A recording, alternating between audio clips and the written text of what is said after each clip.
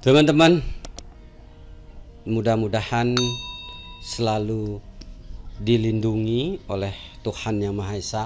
Kita selalu diberikan kesehatan sehingga apa yang kita lakukan itu bisa tercapai sesuai dengan keinginan yang kita harapkan ya. Nah, kita lanjutkan sekarang teman-teman tentang laporan keuangan. Laporan keuangan itu seperti yang sudah kita pelajari adalah ada neraca. Neraca ini juga ada yang skontro, ada yang stafel ya. Ini sudah dipahami teman-teman ya. Nah, laporan keuangan yang kedua itu adalah laporan laba rugi. Laporan laba rugi. Ini adalah pembahasan kita kali ini ya teman-teman ya. Jadi dua hal pokok dalam laporan keuangan dari suatu proses akuntansi adalah neraca dan laporan laba rugi. Seperti sudah sering saya jelaskan, ini sangat diperlukan oleh pihak internal maupun pihak eksternal. Eksternalnya adalah yang mau berinvestasi, namanya investor, dan pihak perbankan pada saat kita akan melakukan peminjaman, membuat suatu perjanjian kredit di bank. Nah, itu sangat penting oleh pihak eksternalnya. Baiklah, kita lanjutkan dengan laporan laba rugi ya. Laporan laba rugi secara sederhana kita harus pelajari dulu komponen laporan laba rugi. Laporan laba rugi ini juga ada periodenya 31 Januari 2024. Ini hanya perumpamaan. Nah, laporan laba rugi yang paling sederhana yang harus kita pahami dulu adalah komponen apa yang bisa kita masukkan ke dalam dia mempengaruhi menjadi suatu laporan laba rugi. Yang pertama adalah pendapatan.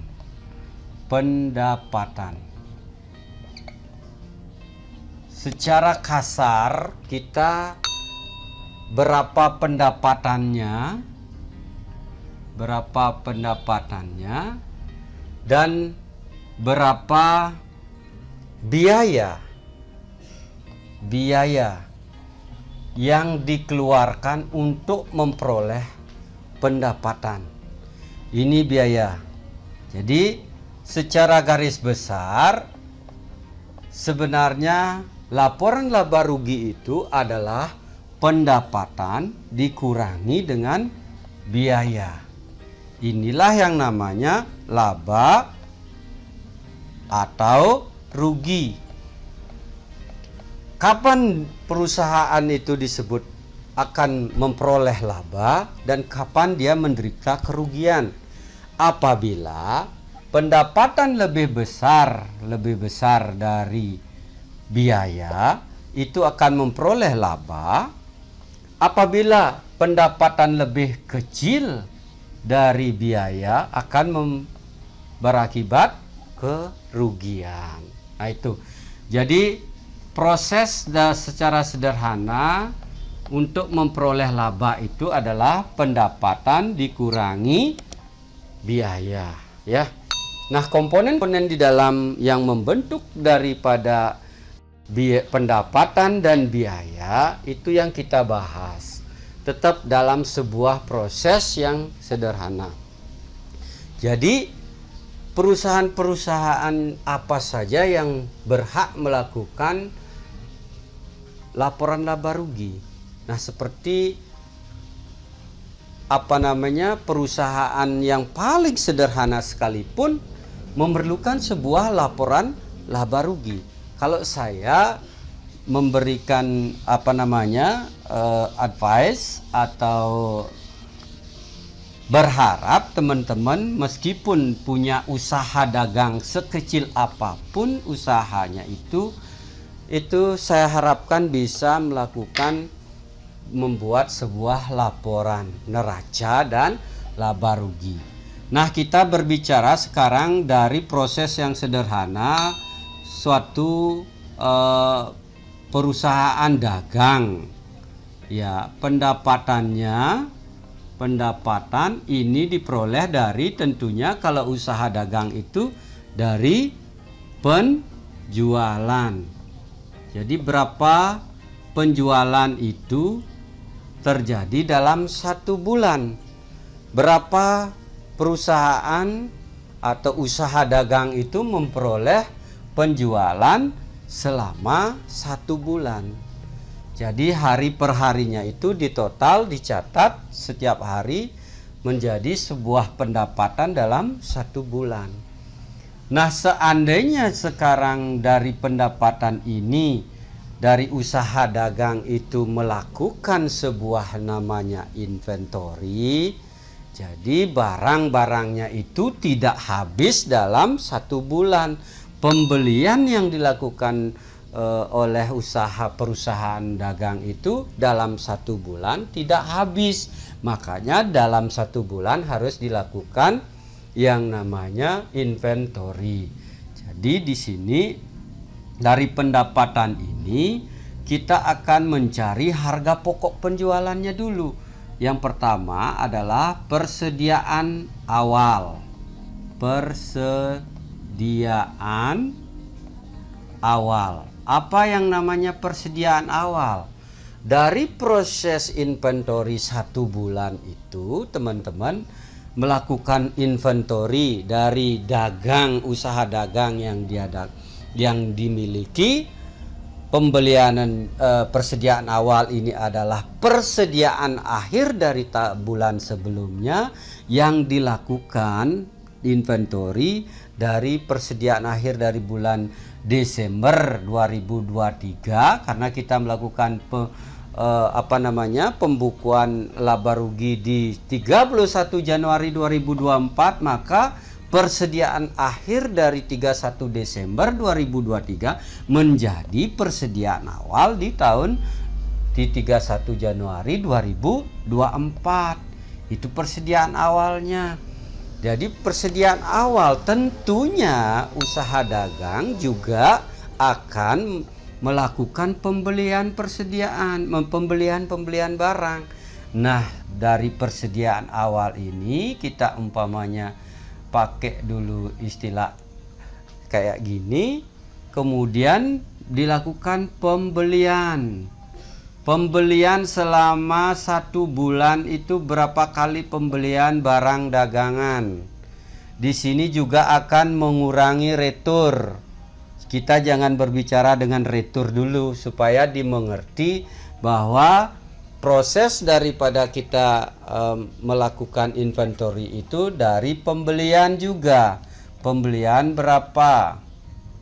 Jadi persediaan ditambah dengan pembelian itu artinya adalah barang yang sudah siap untuk dijual. Barang yang siap dijual. Ini istilahnya begitu. Jadi barang yang sudah dimiliki oleh usaha dagang untuk dilakukan penjualan di bulan Februari. Nah, barang yang siap dijual inilah kemudian kita lakukan inventory di akhir di 31 Januari 2024. Jadi persediaan awal ditambah dengan pembelian menjadi barang yang siap dijual Sekarang kita lakukan inventory, menentukan persediaan akhir. Persediaan akhir itu dari inventory itu, jadi dari semua barang yang sudah siap dijual ini akan memperoleh persediaan akhir. Jadi barang yang tidak laku, barang yang belum laku dalam 1 bulan itu, makanya dilakukan inventory. Jadi persediaan akhirnya menjadi berapa dari inventory tersebut, begitu. Nah, dari barang yang sudah siap dijual dikurangi persediaan akhir, itulah yang namanya harga pokok penjualan. Harga pokok penjualan atau HPP, ya. Jadi memperoleh dari harga pokok penjualan sejumlah berapa, ini ditambah ini dikurangi.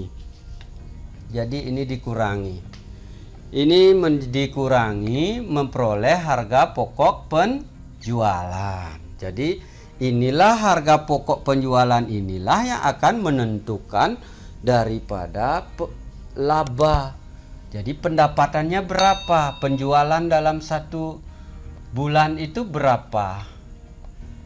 Pendapatan dikurangi dengan harga pokok penjualan itu menghasilkan laba kotor, laba sebelum biaya, sebelum, atau laba kotor, ya, laba. Jadi keuntungan yang belum dikurangi dengan biaya, ya. Ini laba sebelum biaya. Nah, ini dari sini sudah diperoleh sebuah gambaran tentang apa sebenarnya yang dilakukan oleh usaha dagang untuk melakukan suatu kegiatan membuat laporan laba rugi. Jadi pendapatan ini, teman-teman, dikurangi harga pokok penjualan itu menghasilkan laba sebelum biaya, ya, sebelum kita mengurangi dengan biaya. Jadi bisa juga ini dikategorikan sebagai sebuah revenue. Jadi pendapatan laba kotor yang sebelum dikurangi dengan biaya. Jadi pendapatan berapa, kemudian ada persediaan awal, ada pembelian, tentunya pembelian barang, kemudian ini namanya siap jual. Jadi ini tambah ini menghasilkan barang yang siap jual. Dari akhir daripada bulan Januari dilakukan inventory untuk menentukan persediaan akhir. Mendapatkan persediaan akhir, jadi barang yang tersedia di dagangan kita itu dikurangi dengan persediaan dari barang yang sudah ada, yang sudah dijual, itu dikurangi, menghasilkan itu namanya harga pokok penjualan. Ya, jadi inilah harga pokok penjualan, menemukan harga pokok penjualan atau harga dasar, harga eceran terendah atau apalah istilahnya dari sebuah pembelian daripada barang. Di persediaan awalnya umpamanya terjadi perbedaan pembelian, perbedaan harga dalam pembelian, di sini akan terjadi average, rata-rata daripada pembelian ditambah dengan persediaan awal. Nah, di situ menemukan harga pokok. Jadi pendapatan dikurangi dengan harga pokok mendapatkan laba kotor sebelum biaya. Nah, dari sini karena saya kekurangan dari tempat, maka kita akan hapus dulu untuk kita melihat sekarang dari mana setelah mendapatkan laba kotor ini. Kita akan melihat sekarang kita langsung yang tadi itu pendapatan dikurangi harga pokok dikurangi harga pokok penjualan. Harga pokok penjualan. Jadi harga pokok penjualan, pendapatan dikurangi dengan harga pokok penjualan, itu menghasilkan laba sebelum biaya. Laba kotor ya, sebelum, ya anggaplah laba kotor. Jadi di sini mendapatkan laba kotor sejumlah berapa. Nah, untuk menentukan harga pokok penjualan sudah diketahui teman-teman, persediaan awal ditambah pembelian, hasilnya barang yang sudah siap dijual, kemudian dikurangi persediaan akhir, mendapatkan harga pokok penjualan. Sekarang kita melangkah kepada biaya. Biaya apa saja yang akan dikenakan? Biasanya di sini biaya gaji. Meskipun ya teman-teman, biaya gaji kita tidak menggunakan tenaga kerja umpamanya begitu. Jadi biaya gaji kita diri sendiri harus dibuatkan gaji tersendiri. Jadi berapa biaya gajinya? Nah, sekarang berapa biaya lain-lainnya, atau biaya umpamanya pembelian atau bayar listrik boleh. Apa yang menyangkut dengan kegiatan daripada usaha dagang tersebut. Jadi biaya air boleh. Kemudian beli biaya dan sebagainya yang menyangkut dari, mungkin teman-teman bisa dari contoh begini, teman-teman bisa sekarang melihat apa sih biaya-biaya yang kita keluarkan untuk bisa menunjang daripada operasional dari usaha dagang yang kita jalanin ya. Nah, dari ini total biaya. Total biaya berapa? Maka dari laba kotor dikurangi dengan total biaya, inilah laba bersih. Laba bersih sebelum pajak ya, laba bersih. Kalau seandainya menjadi wajib pajak.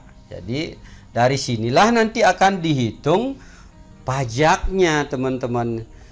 Berapa persen daripada laba bersih yang di net ya dari proses operasional usaha dagang itu, itulah yang akan dikenakan pajak ya. Ini laba bersih sebelum pajak. Nah, seandainya kita tidak berbicara dengan pajak, jadi teman-teman kalau mempunyai usaha kecil-kecilan, usaha dagang, itu sampai laba bersih ini.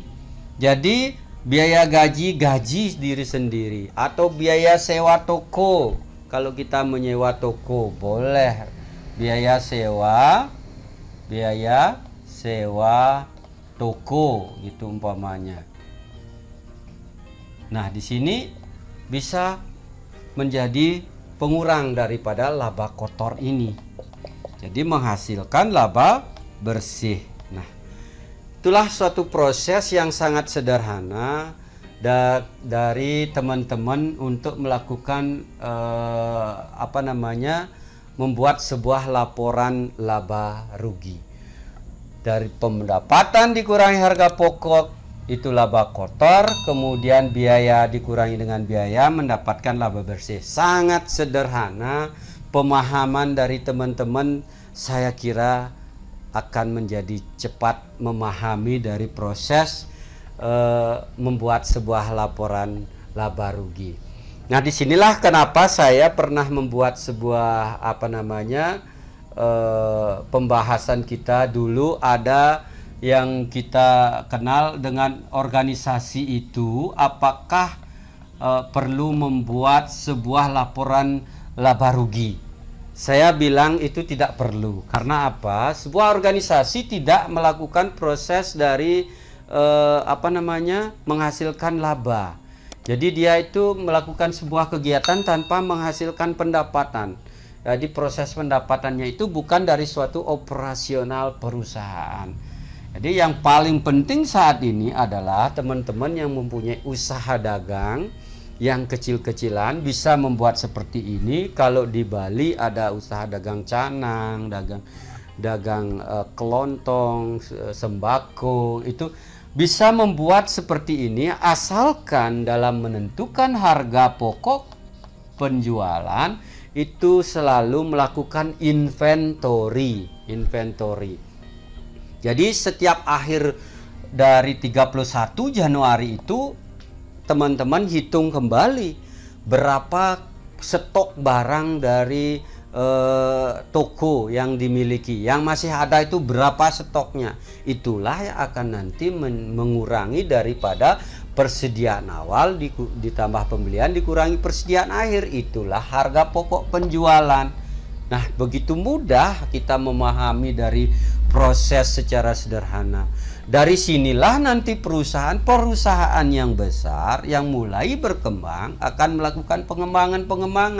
Dari mana sumber pendapatannya, dari mana bagaimana dia adanya retur penjualan, ada juga retur pembelian.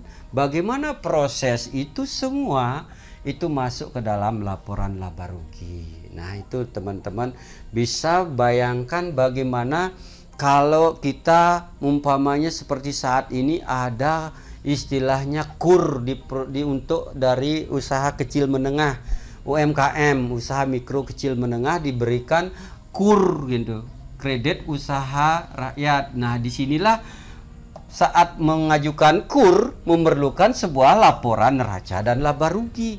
Jadi akan kesulitan kalau kita tidak melakukan menyelenggarakan pembukuan. Tapi kalau sudah menyelenggarakan pembukuan, adanya suatu program pemerintah, kita lebih gampang untuk melampirkan daripada laporan yang kita miliki.